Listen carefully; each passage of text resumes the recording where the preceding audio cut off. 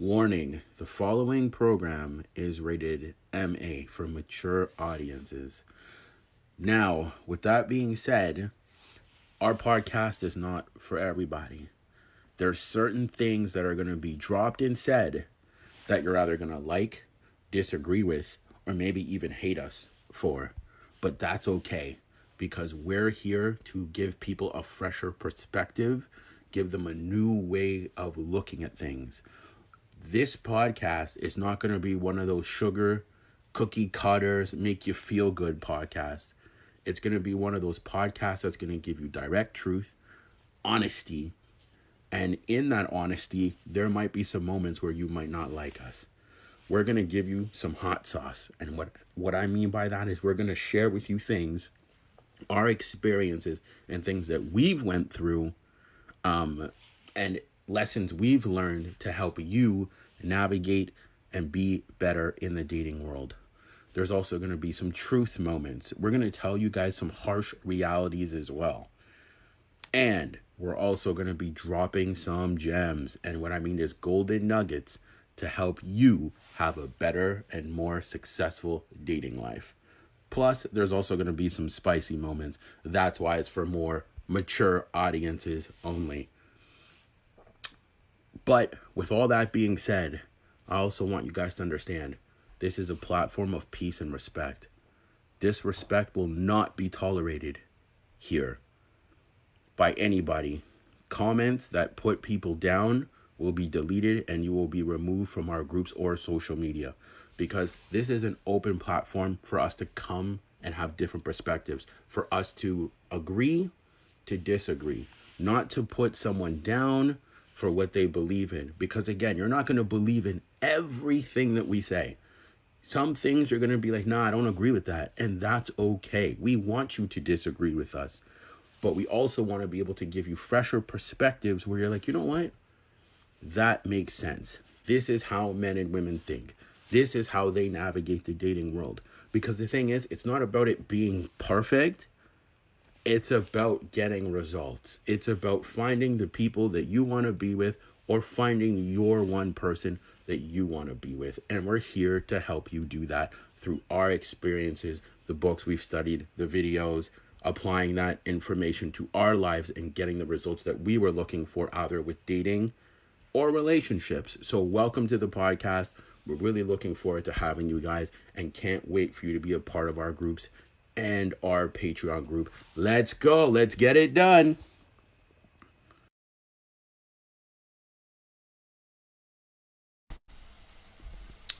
Hey guys, it's Michael White. How's it going? For those of you that are new to the platform, my name is Michael. I'm going to be your host and guest for today. And then my business partner will be doing one on Friday. So you got me today. With all that being said, I want to talk briefly about today's topic of why we tolerate bad behavior and what to do about it. But before I get into all of that, I actually want to talk to you guys about something very important about our podcast. I want you to understand that our podcast, we're not just telling you that love and relationships is everything, right? Obviously, there's other things that are a lot more important, like purpose, self-love, friends, family, you fulfilling those desires. But relationships play a part in the slice of pie. That's what we want to help you guys understand. It's not everything, but it plays a slice because obviously, like, your purpose should matter, your faith should matter, your health should matter. All those things should come first, right? Like the relationship that you have with yourself should come first before you enter into a covenant with anyone else. So I wanted to get that out of the way very quickly. Because again, I don't want you guys to think that our podcast is just based around relationships only, when there's so many other things that we're going to cover as we grow as a podcast, like purpose, self-love, health, for like a bunch of things. We're not just going to cover relationships only, right? Because that would be silly. Because that's not the be all and end all. So let's get into today's topic.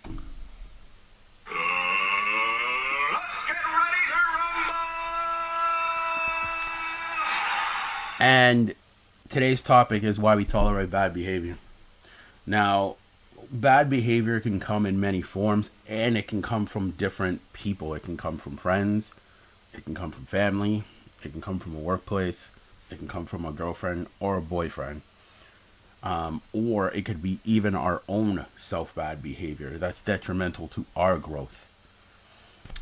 Right? So what I want to talk about is with people and yourself. That's what we're going to cover today. People and yourself. So we're going to start with people, and then we're going to start with yourself, and then close out the statements. So with that being said, is ask yourself, in many situations, especially romantically, when we're involved with someone, and let's say we've been with this person for 2-3 years, and we're seeing like certain behaviors, like a lack of respect, speaking poorly to, or not regarding one's needs. And in my tenure, I guess you can call it, of helping people, coaching people, I've seen a lot of men and women tolerate this type of behavior. And I've always asked myself, why? Why are you tolerating this? Like, you wouldn't tolerate this from anyone else. Why are you tolerating it from them? And a lot of times they'll always tell me, oh, it's because I love them. I care for them. And that's normal. But that's the thing. You're not in a relationship to tolerate anything. We don't enter into those covenants to tolerate that type. You see what I'm saying? Because then now you have a twisted form of what love is. Because there's nowhere in any book you read or whatever you believe in where it says a form of love is tolerating somebody's bad behavior. So I've helped people understand this. And in a lot of situations, they end up going back to the person because they're just so attracted to them. They're so drawn by their energy that they're willing to put up with that type of behavior. But at the end of the day, it's because they don't know what a good relationship is. You see what I mean? So that is self-detrimental to your own health. Because think about it. You're with somebody, they're in and out of the relationship, you break up, you get back together, they tell you they want one thing, they do another, all of these things. And you'll endure it because you care. When at the end of the day, you need to be stern. And I always tell people when they come to me like with these type of problems or want to talk to me about these type of things, I always tell them, why are you tolerating this? What is so special about this individual that's making you want to endure this? Oh, they make me feel good. And I always tell them, hey, can we please take feelings out of this equation right now and use logic? Because it's okay to have feelings. I'm not telling you to be a robot. But what I'm telling you is that when bad behavior is displayed, you need to nip it in the butt ASAP. And what I mean is, you don't need to be rude about it. But you need to step to the person and say, look, I don't agree with what you're doing. Can we come to a compromise, or can you just stop? And I'm giving examples, right? Like, let's say I'm out, I go on a date with a woman, we're having a great time, and, she says something very slick, and I'm going to give you an example of that. Let's say, for example, she starts talking about another guy. That's probably the best example. And we're out on a date. It's me and her, right? I will kindly, politely say, hey, look, I'm here with you. I don't want to hear about some guy named Derek. I'm here with you. Now, if you want to continue talking about Derek, you need to call Derek here and I can go. Because I can spend my time doing better and greater things. Now, for a lot of people, that sounds very shocking. But I always tell people now is you can't be afraid to lose. Like, if you've voiced your opinion and then still continues to treat you the way that's disrespectful to you, You can't be afraid to lose, because you have to understand there's billions of people out in the world. Why are you afraid to lose this one person?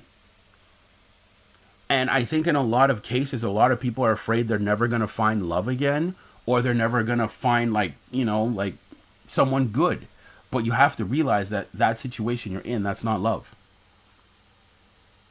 If someone's not respecting your boundaries, if somebody is not reciprocating the love back, like, let's say you're putting your heart out there, right? Like, let's say, for example, I heard an amazing analogy saying, I'm a one girl guy. If I like someone, I'm stuck on them.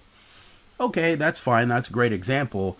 But when you're stuck on them and it starts to become detrimental to your own health, now it becomes a problem. Now it's not healthy no more. So you see what I'm saying? It's the same thing for a guy. If you're stuck on a chick, now look, guys, I'm not gonna be perfect here. Look, you're a simp. I'm gonna have to report you back to Cusco. Sometimes I, would chase after someone relentlessly because I thought it was the right thing to do, when all it was is doing was hurting myself and them hating me more. Because that's the thing. You have to choose people that choose you, right? If this person's made it abundantly clear that they're not choosing you, but you're still choosing to pursue them, it says a lot more about you and your lack of healing. It's the same thing if you decide to stay with somebody that's treating you bad, and you're enduring. It shows that you have a lack of love for yourself. And me and Anthea are going to cover that next week, Wednesday. But it shows a lack of love for yourself, that you can't stand up for yourself, you don't know how to, and you think that this is the right direction for love. Now, guys, there's been many scenarios where I've never displayed that, because I'm not going to lie to you here. I had to learn that skill, because for me, in anything I'm in, my foundation is respect. If you do not respect me, I am out. No ifs and buts. No matter how much I like you, no matter how much I care for you, because in a place where I'm at now, I'm not afraid to lose. Why would I be afraid to lose somebody that's going to treat me poorly when I can go be with someone that's going to treat me better? Because what you have to understand is, life is short. We all know this. And these are all quotes that float around and everyone says them. But how much of it is applied is what we have to look at. You see, I always believe in choose people that choose you, because I want my life to be as easy as possible. Because think about it. I'm going to work. I'm doing all these other things. Why would I want somebody that makes my life complicated? Why would I want somebody that pulls my life back instead of propels it forward? That doesn't help me. Now, many times I've always been afraid to lose a girl, all these type of things. But at the end of the day, it never helps me, right? So, that's why I played the Batman sound. Is you have to come to a crossroad moment. And what I mean by as a crossroad moment is you need to start learning how to have the best relationship with yourself before you enter into certain relationships with other people, especially romantically, right? Because if you don't know how to have that relationship with yourself, when you get into relationships with others, you are going to tolerate these type of bad behaviors. Boundaries. You need to set, like, what I'm willing to deal with, what I'm not willing to deal with. And you have to enforce that. I cannot stress that enough, because I see a lot of people not enforcing their boundaries. Oh, if I don't do this, Sally's going to leave me. Okay, it's better for Sally to leave you and for you to walk away with your sanity than for you to stay in a relationship where you're being tortured day in and day out because this person chooses not to respect you. Now, I'm not just saying walk away every single time. No. But what I'm saying is that if you establish that you are not okay with something and that person blatantly disregards it, it's a choice. Because if you've told them and they say, oh, okay, I get it, and then they still continue to do that thing, now you've made a choice to blatantly disrespect me. And you have to understand, and this is where I try to help people, You need to understand that there are consequences for your bad decisions. And a lot of people don't enforce those consequences. Because think about it. When you were a kid, you couldn't just do what you want. There were consequences. You'd get grounded, you would get punished, you would get yelled at. And even as adults, we know you steal, consequences. You do something nefarious, consequences. So why aren't you having these consequences in your relationship when a person chooses to disrespect you each time? Think about it. If they've done it once, oh, okay. But if it's a continual, habitual pattern, it's a choice at that point. It's not a mistake, it's a choice. So you have to understand that, okay, you know what? They don't want to listen, that's fine. I need to implement consequences. And those consequences are you leaving your life. Saying, I'm not dealing with this. I'm not tolerating this anymore. I've had enough of this. I'm out. And not afraid to find someone else. No, I'm not telling you to go monkey branch off to someone else, but I'm telling you to go heal. Take the time to self-reflect and become better, and then look. But you can't be afraid to lose, because the best relationship you're ever going to have is with yourself. Let me repeat that again. The best relationship you're ever going to have is with you. You can't have a good relationship with someone else and have a bad relationship with yourself. It doesn't work that way. You're setting a bad tone, because how you treat yourself is how you're going to treat others. So that's why I say is, do you love yourself? Do you take care of yourself? Do you tell yourself positive affirmations? Do you pray? Do you go to the gym? Do you take care of yourself and your mental health in a good manner? And if you don't, that's a problem. You have no business entering in a relationship. Zero. Because now those, and we're going to switch over, those self-destructive behaviors that you have for yourself are going to hinder you from being in a good relationship. Trust me, guys. Like, think about it. If you have abandonment issues, you have trust issues, you have anger issues, you have all these type of problems that you know are inconducive to having a successful relationship, and you bring that into your relationship, of course it's going to fail. You haven't addressed any of your pain. Now, I'm not going to lie to you guys and sit here and say I'm perfect. I have had abandonment issues before, either from like a friend or, you know, just something really hurt, like real bad. And I carried it. Right? So when I would enter into other relationships, what happens is imagine like you are carrying your bags, right? Let's just do a little bit of story time. You're carrying your bags. You have your bag of pain. You have your bag of abandonment. You know, you have your bag of trust issues, and you're just carrying all these bags. Someone comes along and says, I like you. You make me feel good. I want to date you. When you have all those issues and you haven't addressed them, either with therapy, you know, talking to a friend, when you enter that relationship, you know what you're doing? You're saying, here's my bags of my abandonment, pain, issues, anger, whatever. And you're saying, here, you have to deal with them now and take care of them. And, you know, when the person starts to see that in the relationship, they're like, I didn't sign up for this. I didn't sign up for someone that was needy. I didn't sign up for someone. I didn't sign up for this. And they drop your bags, or they give them back to you and say, yo, man, I didn't sign up for this. You go, I don't want it anymore. Because, again, you have to realize that nobody enters in a relationship, friend or dating, to be your emotional baggage handler. Nobody wants that. You want to be able to have fun. You want to be able to connect. You want to be able to grow. And you want to be able to just overall have a good time and let it flourish from there. And that's what I'm saying. Once you can set those standards, the world is your oyster. But I believe that before you enter a relationship with someone else, you need to address your own stuff. Because when you don't address those things, and you're sitting there and you have all this stuff inside you and you're expecting someone else to fix you, it's not your job, right? No one's supposed to tolerate your bad behavior, and you're not supposed to tolerate theirs.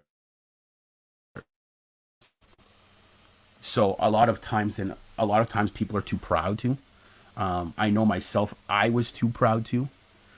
So I never really took the time to address certain things until I got a little older to say, you know what, my relationships are failing. This is failing. I need to learn to make better decisions, right? Because again, this is a podcast, and I always believe in being transparent and telling the truth, and not Stop the cap. capping and lying. Guys, a lot of the women that I've dated, I made bad choices, man, and we have to be held accountable for that. It's so easy to self-blame and say, oh, it's their fault, they did this, they did this, they did this. But what about you? You are just as much as accountable for that, because you chose them. You're choosing to tolerate the bad. What does that say about you? Right? So in most certain situations, if you're tolerating that and you're choosing these people, you can't blame them. It's easy to pass the blame, but it's harder to look in the mirror and take accountability and say, you know what? I think it was me. So even me, I'm learning to date better. I'm learning to be more meticulous with my partner choosing or my friends. Because the thing is, I was always felt like always made to feel guilty for it. I have like these high standards when it comes to like people, because I know me. I know I give a lot, I do a lot, I support a lot, I understand, like I do a lot. And it's not to toot my own horn or say, hey, like I'm better than someone else. But anybody that knows me that Michael, for you, if he cares about you, he goes the distance. He doesn't stop at 50, 100. He will run with you, but he's not going to carry you. So a lot of times I entered into these relationships not knowing the person fully, and then things would manifest. And when these things would manifest, I'm like, whoa, like I didn't sign up for this. And I would blame them, but I'm like, hey man, I chose to go on a date with you. I chose to keep you in my life. I chose it. So accountability for me is also a very big thing, because if you're not holding yourself accountable, you're just saying I'm absolved of all of this stuff and I can do what I want. But that's the thing, you're never getting the results you want. And isn't the end goal to get proper results, to have a healthy friend life, like where you have healthy friendships around you, and where you also have a healthy partner in your life, and you also have a healthy relationship with yourself. So I personally believe that when you can establish a lot of these things and learn how to do a lot of things better, things will obviously go better. Again, it's that self inner reflection. So, anyways, that concludes today's podcast, because I don't want to take up too much of your time. I know that I said I would read this book to you. What I'm going to do is actually at the end of every podcast, I'm going to leave you guys book references to help you guys date better. This is one here. It's called Insecure in Love. It says how anxious attachment styles can make you feel jealous, needy, and worried, and what you can do about it. Now I'm going to read like some small sections. This one's a secure style. It says, I'm comfortable sharing intimate thoughts and feelings with my partner. I enjoy pursuing interest apart from my partner. I feel loved by my partner even when we pursue interests separate from each other. Even when we disagree, I expect that my partner will still respect and value my opinions and me. I feel comfortable depending on my partner and having my partner depend on me. Now, anxious style. This is good. I'm most comfortable when my partner and I share all of our thoughts and feelings and interests, when we seem to have them merged into one. I am inclined to pursue what my partner enjoys, putting aside my own interests. I incline to defer my values and opinions to my partner's opinions and values. Whenever I sense my partner being distant, I feel driven to reconnect. For example, calling, texting, or I act angrily, such by withdrawing and being nasty. See? Not all of them are sugar plums and fairies, guys and girls. And avoidance style. I'm uncomfortable sharing intimate thoughts and feelings with my partner. I take pride in being self-reliant enough to not need my partner. I am uncomfortable depending on my partner. I'm uncomfortable with my partner depending on me. I enjoy pursuing interests apart from my partner. In doing this exercise, you might want to draw and overlap the circles and write your own Descriptive sentences that better reciprocate your relationships. We're all human, we're all complicated. So it's okay if your description conflicts sentences. Now consider how well your relationship meets, like, what your needs are in a relationship. A safe haven. During stressful time, how much can you depend on your partner to provide you with a sense of comfort, protection, support? And how much does your partner pursue your interests and goals from your relationship? How well does your relationship support your feeling good about your true sense of who you are? You see? So again, we have to look at different styles because everyone has them, right? Some people have dealt with their pain, some people have not. So again, that's why you really, really have to take your time to know what you're entering, right? So then you can make an assessive decision if it's for you or not. With that being said, this is Michael White.